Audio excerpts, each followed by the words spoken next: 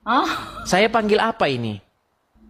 panggil menurut di situ aja lah yang tertera di situ yang dekat TikTok saya. Oke, oke, Gal very strong. Begini, ini Panggil channel saya Jonathan tuh. ini, dengar, channel saya ini channel diskusi lintas iman.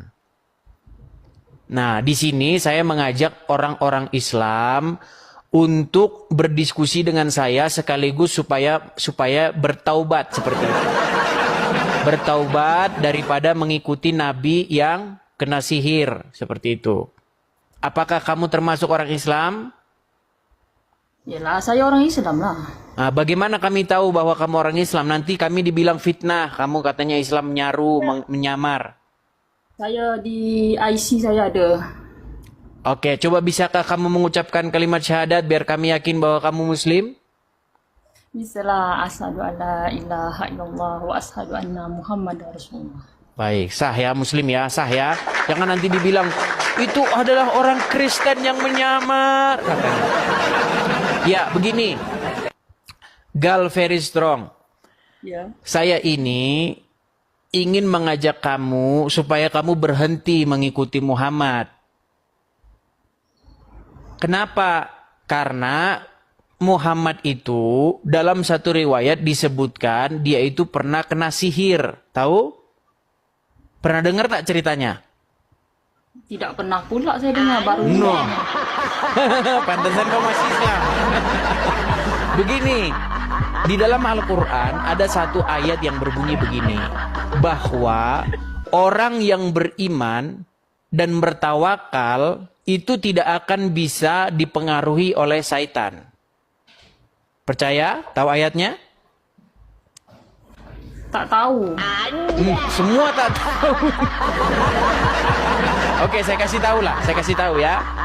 Tertulis di dalam surat An-Nahl ya, ayat yang ke-99. Apa di situ dikatakan?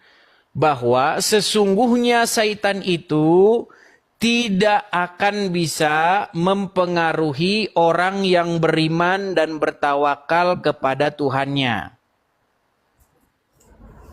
Ada pertanyaan tidak di sini? Entah, saya tak nampak baca dia apa itu. Tak, Gimana? sekarang. Saya kan tak ada data. Saya Iya, makanya oke, bisa coba dilihat di situ. Kalau kamu tidak percaya dengan saya, coba kamu cek di situ. percaya, Surat- cakap Oke. aja aku. Oke, baik. Sini, saya kasih tahu nih. Di dalam surat An-Nahl ayat yang ke-99, sungguh setan itu tidak akan bisa mempengaruhi orang yang beriman dan bertawakal kepada Tuhannya. Terus? Nah, poinnya adalah seandainya kamu orang yang beriman, maka tidak mungkin setan itu bisa mempengaruhi kamu. Betul? Betul.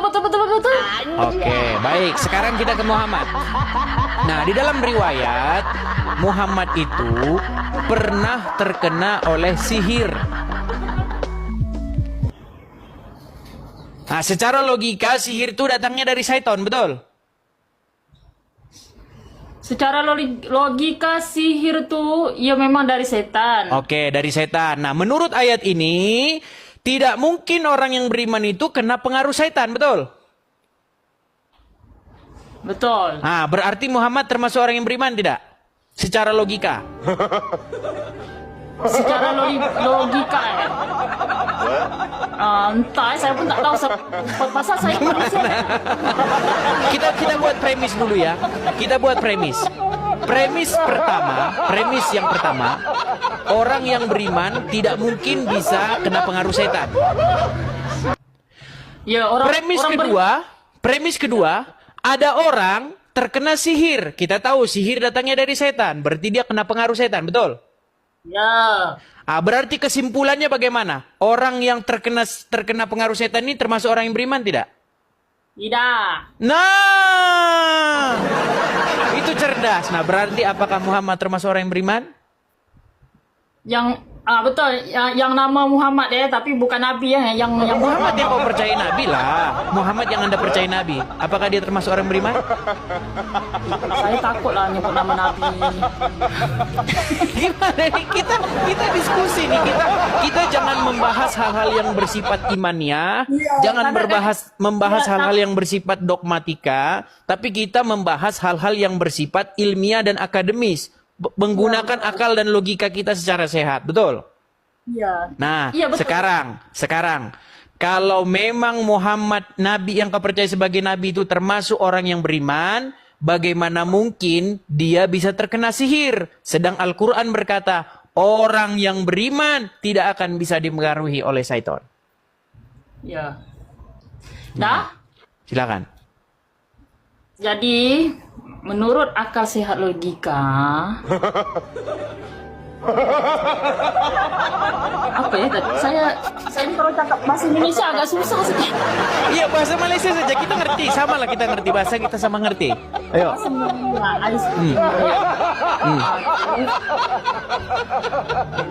Menurut pikiran akal sehat kita,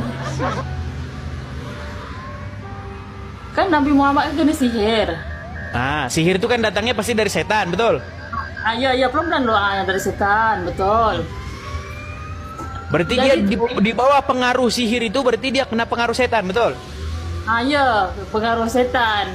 Sedangkan menurut Al-Quran, tidak mungkin orang yang beriman itu bisa kena pengaruh setan. Kesimpulannya, bagaimana mungkin Muhammad termasuk orang yang beriman? Tak mungkin. Nah, berarti kamu sudah percaya bahwa Muhammad tidak beriman? Kalau itu saya pun tak tahu lah ya. Nah, berat. Ini bagaimana ini kalau berat seperti? Tempat saya tanya di alam nyata. Sekarang kan menurut bukan, kita kan sama-sama tak bertemu dengan Muhammad. Anda kan dapat cerita-cerita tentang Muhammad bahwa Muhammad itu orang yang beriman, ya kan? Dia orang. Coba di ayat mana yang disebutkan bahwa Muhammad itu orang yang beriman? Ada ayat lah berarti. Makanya itu. Sekarang bagaimana? Secara logis apakah kamu masih mengakui Muhammad termasuk orang yang beriman? Tak payahlah diakui.